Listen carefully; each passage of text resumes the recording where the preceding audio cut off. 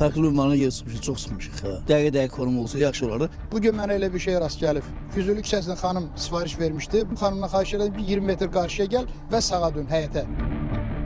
Taksi zakaz eləmişik, başqa yerə gedir. Belə şeylər, elə hallar yaşanır. Atkaz eləyib çıxıb gedir. Fərqli göstərə bilir. Yaşadığımız əraziyə yox, arxa tərəfdə başqa bir yerdə saxlayıb. Taksi xidmətlərindən istifadə edənlər tez-tez eyni problemlə üzləşdiklərini deyirlər. Mobil tətbiq vasitəsilə göndərilən ünvan ya dəqiq olmur, ya da sistem istifadəçini tam fərqli nöqtəyə yönləndirir. Mənim də başıma gəlib, taksi sifariş vermişəm, tam başqa küçələrə gedir. Xəritə elə bir ki, tam tutuldura bilmir oradakı yolları. Konumdan tamam fərqli ünvana gedir sürücü, bu da bizi qane eləmir. Konum deyincə çıxdı, bundan qabaq konum yox idi. Belə də hara lazım idi orada aparırdı. Buradan vurup burada aparır başqa məhəllə. Mütəxəssislər bildirirlər ki, bunun bir neçə səbəbi var. Onlardan biri xəritə bazalarının tam yenilənməməsidir.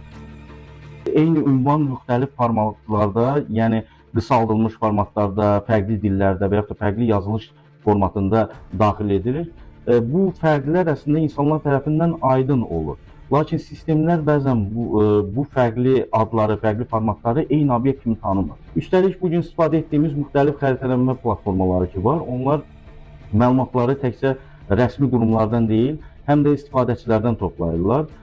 Bu məlumatların daha tez yenilənməsinə imkan yaradır.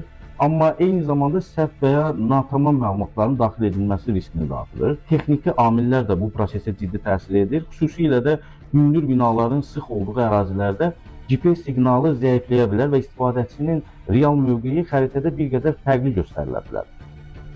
Ümumi olaraq ölkədə ünvan sistemi yenilənir, küçələr yenilənir və ünvan portalı üzərindən yeni küçə adları, yeni ünvanlar təyin olunur. Düşünürəm ki, bunun qlobal xəritə bazasına inteqrasiyası vacibdir. Həm Google xəritəyə, həm Waze və digər xəritə sistemlərinə və bu da aradakı deyək boşluğu götürmüş olacaq, həmçində doğru istiqamətlənməyə kömək edəcək.